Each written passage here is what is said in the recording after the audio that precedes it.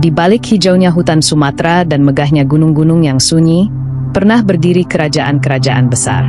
Mereka bukan sekadar bayang-bayang sejarah, tapi negara-negara berdaulat yang pernah berjaya, lalu lenyap, satu persatu, ditelan masa.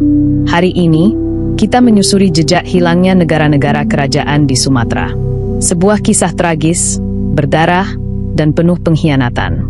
Inilah cerita tentang kebesaran yang berubah jadi abu, dan tentang kenapa tak ada yang bicara tentangnya lagi. Sumatera, negeri para raja. Sumatera pernah menjadi tanah impian bagi para pedagang, raja, dan ulama.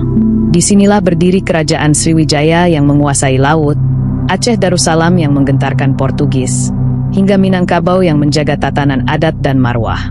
Mereka membentuk sistem kenegaraan yang kuat, punya armada laut, mata uang sendiri, hukum syariah, hingga jaringan internasional ke Arab, India, dan Tiongkok. Namun kini, hanya puing, legenda, dan nisan tua yang tersisa. Apa yang membuat negara-negara ini tumbang? Jawabannya menyakitkan. Penjajahan dan pengkhianatan internal. Penjajah Eropa datang dengan senyum dan perjanjian, tapi membawa senjata dan racun adu domba. Belanda, Portugis, dan Inggris tahu satu hal. Kekuatan Sumatera terletak pada persatuan para rajanya.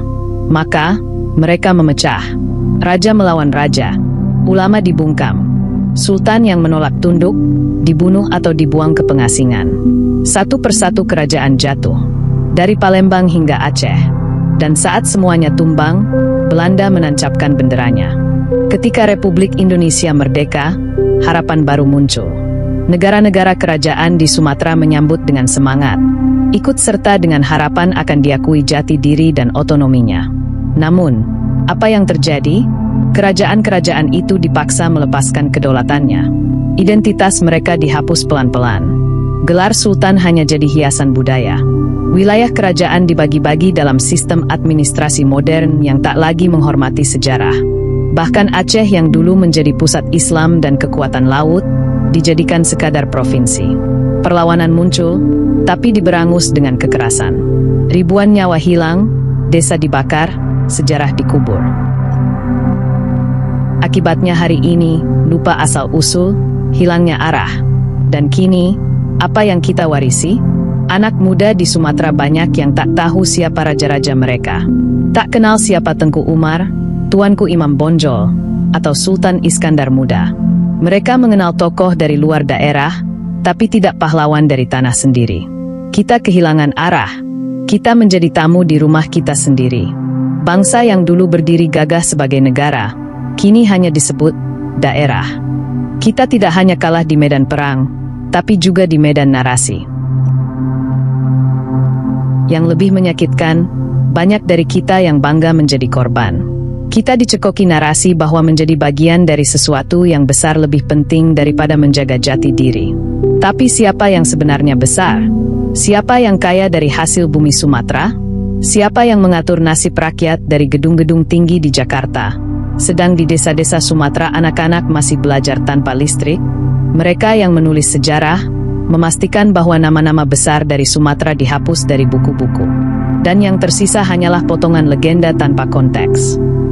Namun, sejarah belum benar-benar berakhir. Di antara runtuhan, masih ada suara-suara yang ingin membangkitkan kejayaan lama.